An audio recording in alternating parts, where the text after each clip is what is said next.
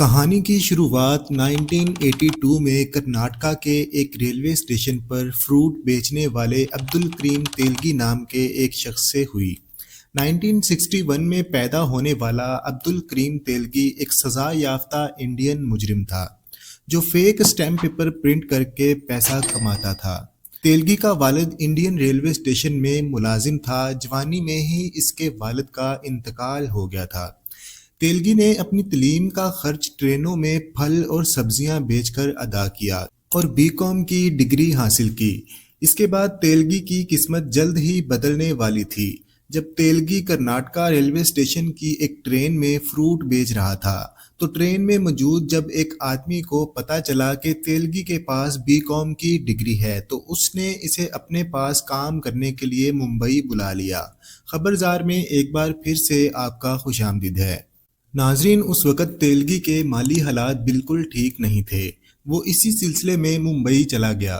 मुंबई जाकर तेलगी शौकत भाई से मिला जो उसे ट्रेन में मिला था, जिसका गेस्ट हाउस का बिजनेस था, लेकिन शौकत का बिजनेस अच्छे से ग्रो नहीं कर रहा था।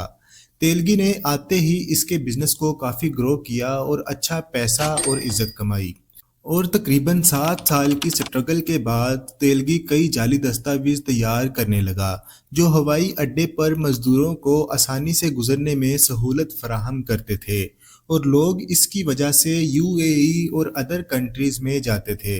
लेकिन इंडिया की पुलिस ने इसे इस काम की वजह से जल्द ही अरेस्ट कर लिया था और जेल में तेलगी को कौशल नाम का एक और कैदी मिलता है, जबकि शौकत भाई वकील के जरिए तेलगी को कुछ ही दिनों में रिलीज करवा लेता है। पर अब तेलगी को नेक्स्ट कोई भी बिजनेस करने के लिए अपना नाम पुलिस रिकॉर्ड से हटाना जरूरी था, जिसके लिए वो कौशल के बताए हुए एक वकील से मिला और उस वकील से अपना केस बहुत आसानी से सॉल्व करवा लेता है।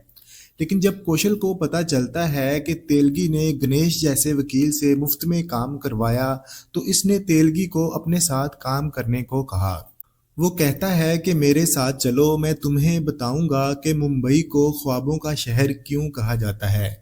कौशल ने तेलगी को डेड शेयर सर्टिफिकेट के काम के बारे में बताया कि वो डाक टिकट निकालते हैं और फिर इन्हें अच्छी तरह साफ किया जाता है।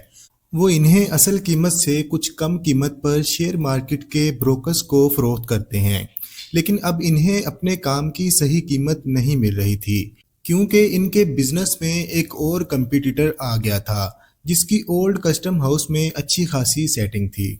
इसी वजह से अब तेलगी और कौशल स्टैम्प पेपर का कारोबार करने जा रहे थे। ये स्टैम्प पेपर नासी के सिक्योरिटी प्रेस में बनाया गया है और सख्त सिक्योरिटी के साथ पहले ये रेलवे के जरिए मुंबई आता है और फिर पूरे मुल्क में जाता है। इसी सफ़र के दरमियान में तेलगी और कौशल को ये स्टैम्प पेपर चुराने थे।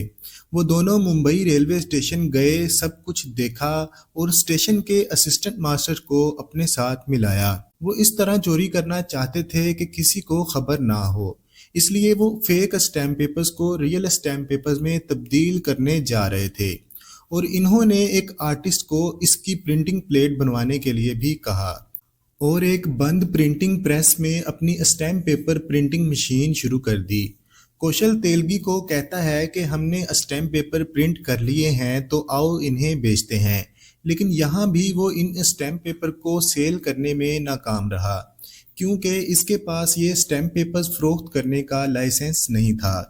नाज़रीन, ये स्टैम्प पेपर हर जगह इस्तेमाल होता है, कोई चीज़ सेल करनी हो या कोई डील करनी हो, यहाँ तक कि कोई हाउस परचेज करना हो, ये स्टैम्प पेपर ज़रूरी चाहिए होता है।